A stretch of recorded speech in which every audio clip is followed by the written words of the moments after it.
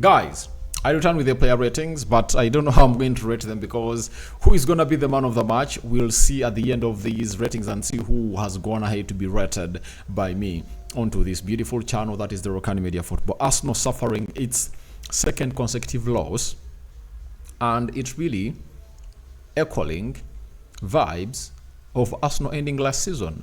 Arsenal went ahead to lose very many games towards the end of last season, but right now they've gone ahead not to collect 3 points in the previous 3 games of football they've gone ahead to play. Out of the possible 9, they've gone ahead to collect just 1, and they've gone ahead to lose 7.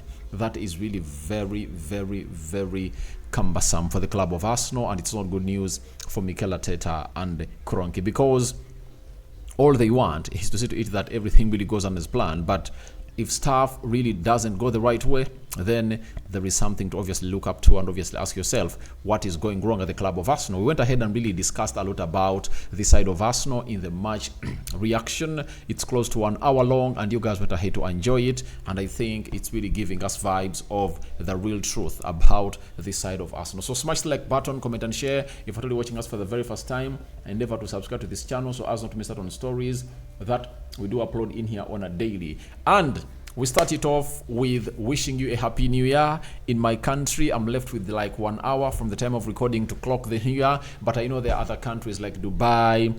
I think they are already in a new year.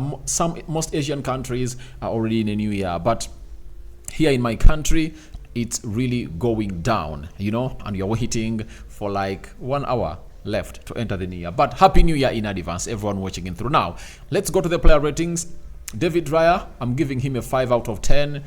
Out of all those goals, he had none of the goals to save because they were beyond his decision, because you cannot blame him for any of those goals that really went ahead to cross the line of Arsenal, right?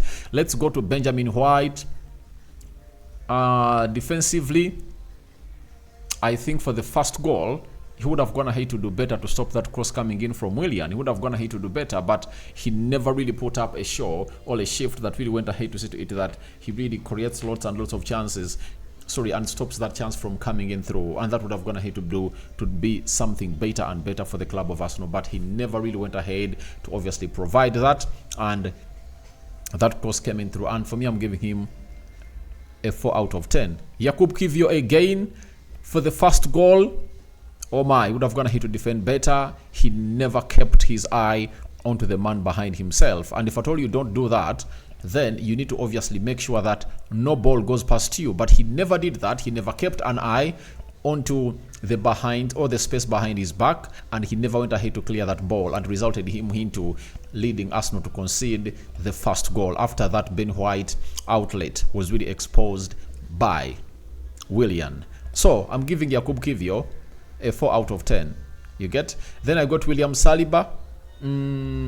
I think all of those goals, Saliba, I think I give Saliba a 6 out of 10. He went ahead to perform very well, but you cannot blame him or fault him for any of those goals. But the person you fault is, I think, Gabriel Magalhaes. Is it that that goal that goes in through? I think he's the one who would have gone ahead to clear that ball, and he went ahead to obviously try to control it, and he really went into a corner, if at all I'm not mistaken, you know. But I remember as if he had a chance to obviously kick that ball over, and he didn't. I'm giving him a 3 out of 10.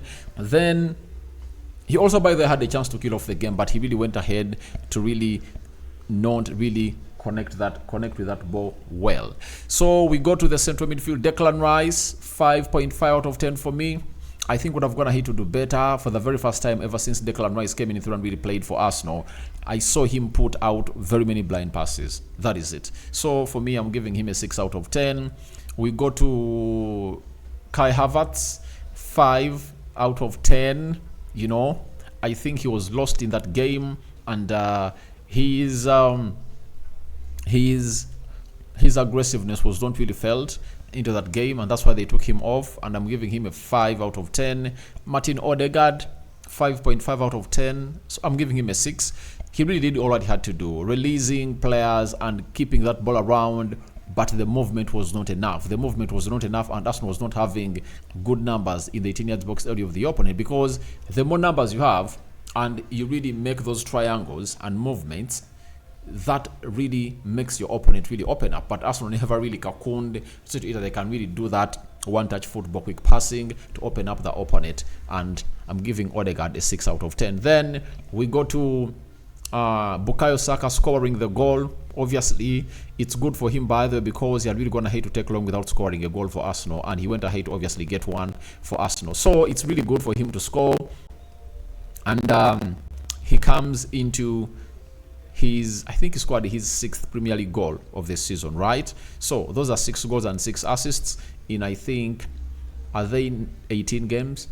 I think he missed out on 1 or 2 games of the Premier League. That is Bukayo Saka for you, and he really went ahead to do the needful. But I went ahead and really expressed my opinion on as far as Bukayo Saka is concerned. Arsenal need a better player, that can come in through and obviously pile pressure onto Bukayo Saka. Then as the left forward, Gabriel Martinelli, responsible for the first goal. But ask yourself after that, what did he do? I don't think that he really did matching better, into that game. So I believe that this manager Arteta needs to make some shrewd decisions onto this guy, and if things don't go that way, then a lot won't really benefit Arsenal as far as this season is concerned. But Martinelli, I'm giving him a 5 out of 10. Right, 5 out of 10. Then we go to Eddie Nketiah. Sometimes you feel sorry for Eddie Nketiah. He was in a graveyard shift. Nothing was coming to his side. He only came to the goal once. No chances created, and you really feel a little bit for him because you really understand what he's going in through as a player. And for me, I'm giving him a 5 out of 10. He never had creativity, and I've gone ahead to obviously shout at this every time that as Arsenal think of a number 9, they need to first really solve the creative part of their team. They need to see to it that creativity is really found a solution for. So after that, we go to the substitutes. Tomiyasu coming in from injury, looking solid, but I think in such a game, you don't need Tomiyasu. All you need is to see to it that you really have players that can obviously pile up and really get you to where you want to be. And it was 1-1 by the time he came in through, and it ended up to be 2-1. So I think Mikel Arteta really got his cards off, but I'm giving a 4.5 to Tomiyasu because he's just returning coming in through from the injury. Then Gabriel Jesus, he takes a 4.5 out of 10. I never saw his impact because the system that Arsenal was playing, I was not even well conversant about it, because Arteta kept Nketiah on, then he brought on Jesus, he brought on Leandro Trossard, so I was really green about what he was playing. Then Leandro Trossard, obviously Trossard coming in through, and I'm giving him a 5 out of 10. Tried his level best, but things never really went ahead to work out as he wanted. And the other player that came on was Reece Nelson. He tried to put up a situation, but all in vain.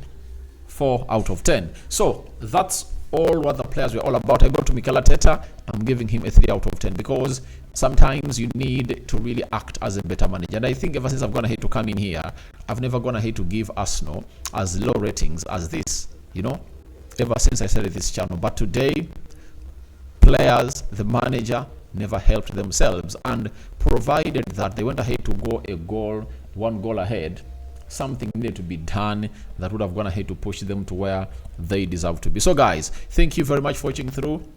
Guys, I don't have a man of the match for this game. However much I've gone ahead to give you the ratings, but I don't have the ratings, to really let you the man of the match. So I hand it over to you. Who is the man of your match according to you? Tell me, who is the man of their match that you've gone ahead to choose?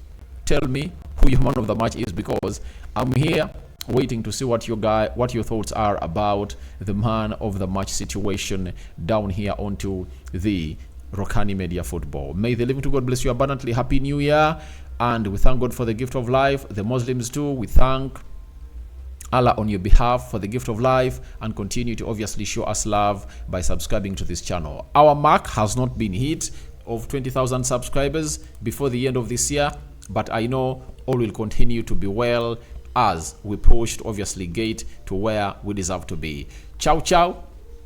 5-finger salute. Happy New Year. And may the Lord and Allah shower you with blessings massively. Bye-bye.